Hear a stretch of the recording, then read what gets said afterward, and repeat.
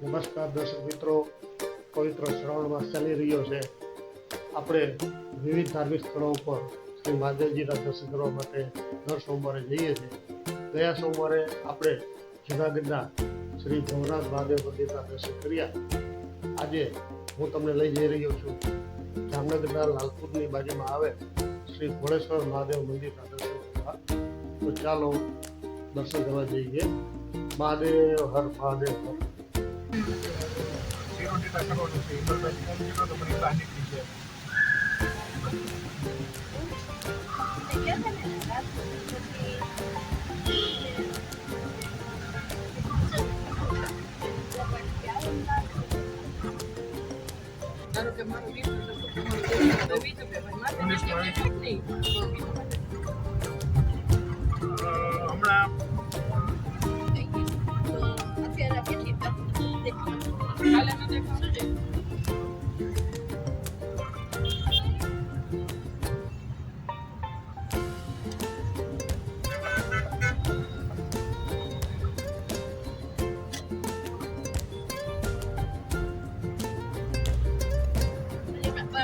શનિવાર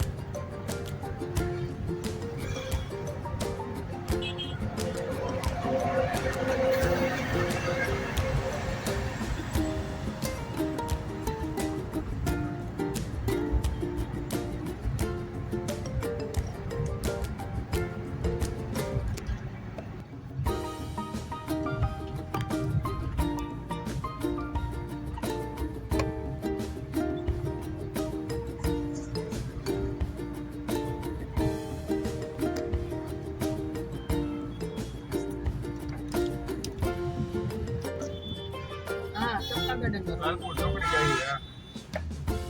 ચાલો બોર્ડ કાઢી દે.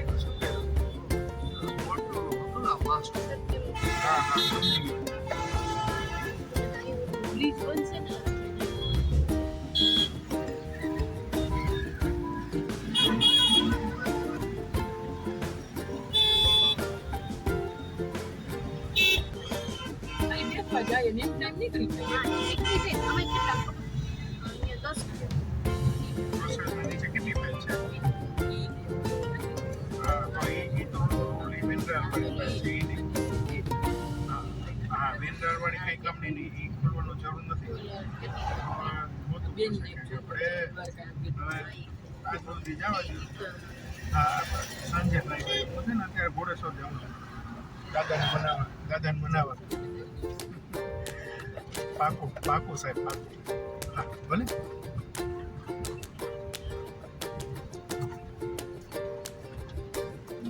હા, એ જામવાળી ફાઇલ આવતી હોય ને એટલે બીજા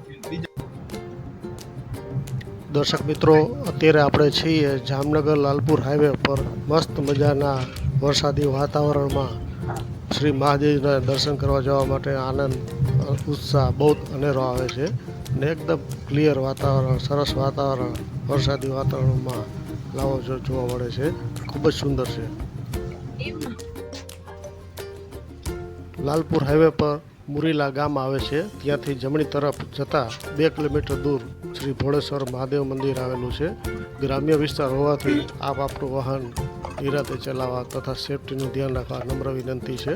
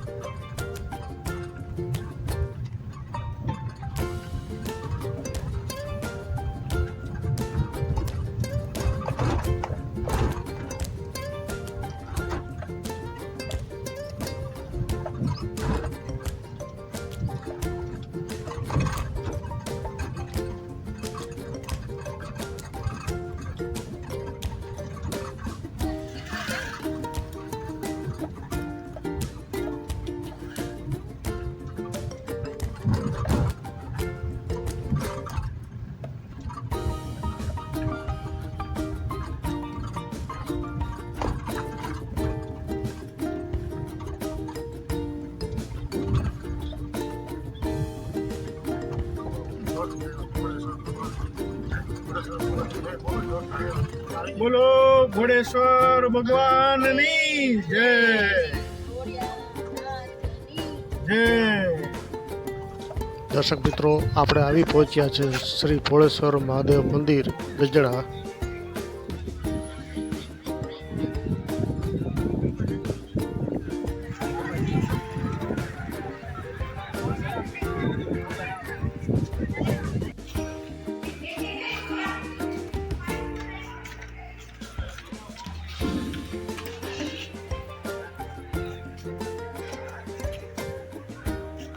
એકદમ સુંદર અને સ્વચ્છ વાતાવરણ તથા મંદિર પરિસરની ચોખ્ખાઈ પણ આંખે ઉડીને વળગે એવી છે.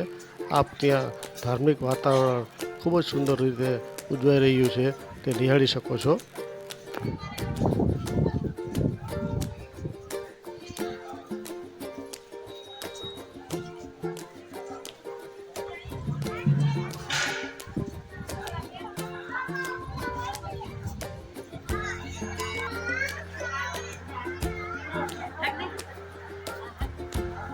પવિત્ર શ્રાવણ માસમાં ભાવિકો શ્રી ભોળેનાથ મહાદેવ મંદિરના દર્શન કરી રહ્યા છે. બોલો શ્રી ભોળેશ્વર મહાદેવની જય.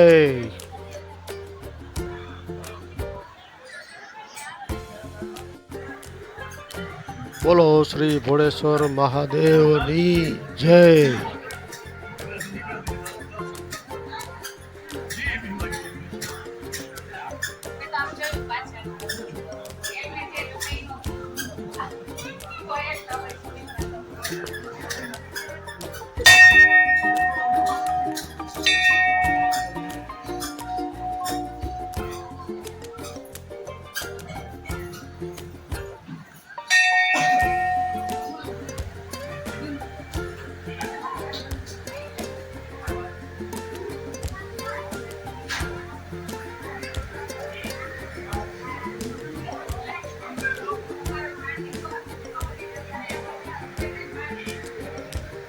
આ નાનું હોટલ છે.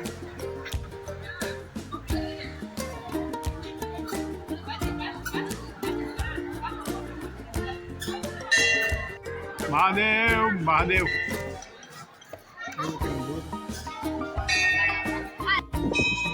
દર્શક મિત્રો, મંદિરના આ પટાંગણમાં અનેક દેવી દેવતાની મૂર્તિઓ સ્થાપિત કરેલી છે, જ્યાં આપ દર્શન કરી આશીર્વાદ મેળવી શકો છો.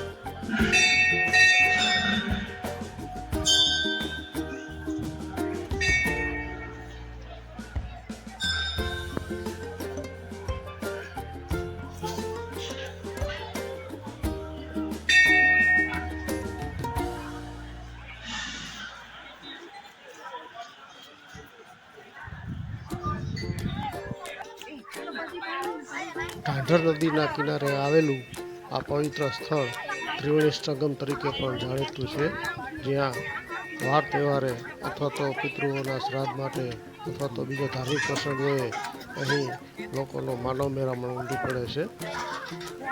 દર્શક મિત્રો, અહીંયા પાણીની ઊંડાઈ વધારે હોવાથી સ્નાન કરવાની મનાઈ છે અને માનવ જિંદગી ખૂબ જ અમૂલ્ય છે. આપ આપણું પણ ધ્યાન રાખો.